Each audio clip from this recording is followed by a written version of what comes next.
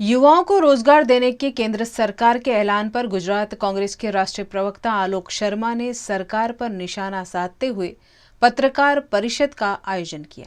17,000 युवाओं को रोजगार देने की बात भारतीय जनता पार्टी द्वारा की गई है, जिस पर अहमदाबाद आए गुजरात कांग्रेस के राष्ट्रीय प्रवक्ता आलोक शर्मा ने आपत्ति जताई। उनका कहना है कि प्रधानमंत्री रोजगार के नाम पर तरह तरह के स्टंट करते हैं। प्रधानमंत्री अच्छा नहीं लगता है कि आपके दिए गए आंकड़ों पर हर रोज सवाल खड़े हो जाए, लोग आपको झूठा कहें। आप देश के प्रधानमंत्री हैं, यह हमसे स्वीकार नहीं होता है। कांग्रेस पार्टी नहीं चाहती कि मोदी साहब को कोई भी किसी भी तरह का झूठा शब्द इस्तेमाल करे कि देश के प्रधानमंत्री लगातार झूठ बोलते हैं आंकड़ों के मामले में। वैसे तो सरकार जो है ये नो डाटा गवर्नमेंट है। इस सरकार के पास कोई आंकड़े नहीं है। कोरोना में कितने लोग मरे, कहां कितने लोग मरे, इनके पास कितने ऑक्सीजन से मरे, इनके पास कोई आंकड़े नहीं। लेकिन जब इनको वोट लेनी होती है तो सारे आंकड़े इनके पास आ जाते हैं।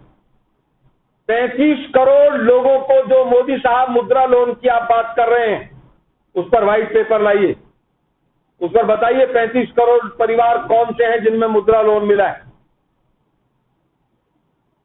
एक व्हाइट पेपर हमें एम्प्लॉयमेंट पर चाहिए, दूसरा हमें व्हाइट पेपर चाहिए मुद्रा लोन पर, क्योंकि आज आपने मात्र 2 ही स्टंट के ऊपर बात की। हम पूछना चाहते हैं कि जो 22 पेपर गुजरात में आउट हुए थे मोदी साहब एग्जाम से रिलेटेड, उसका क्या हुआ? 340 पदों के लिए तलाशी के लिए जो 17 लाख बच्चों ने एप्लीकेशन दी थी, उनमें से कितनों को रोजगार मिल गया? उनका जो ज्वाइनिंग लेटर है वो कब देंगे? ये डबल इंजन नहीं, ये ट्रिपल इंजन की सरकार है।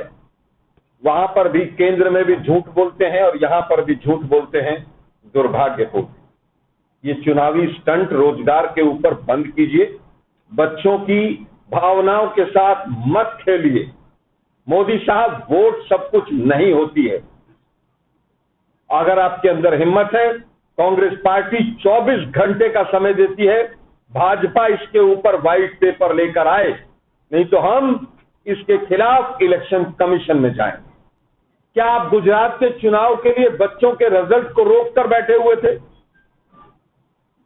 आपने केवल चुनावी अपना स्टंट बनाना था, क्या इसलिए आपने रिजल्ट को रोका हुआ था कि 50 शहरों में मैं उसको इवेंट बनाऊंगा और उसके बाद?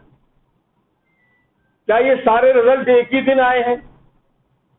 और अगर ये रिजल्ट पहले आए थे, क्योंकि लगभग 80 लाख से ज्यादा पद सेंट्रल गवर्नमेंट में खाली हैं और लगभग 3 लाख से ज्यादा पद गुजरात सरकार में खाली हैं, तो क्या आप इस बात का इंतजार कर रहे थे कि गुजरात में चुटनी शुरू होगी और उसके बाद हम इसको इवेंट करके और हम इस तरह का काम करेंगे?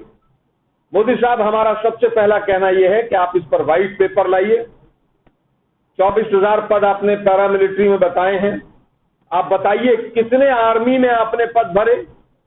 अग्निवीर और अग्निपथ के ऊपर जिस तरह का आपने पूरे देश में माहौल बनाया, हजारों केस बच्चों के ऊपर हो गए क्योंकि उन्होंने आपकी नीति का भरपूर विरोध किया।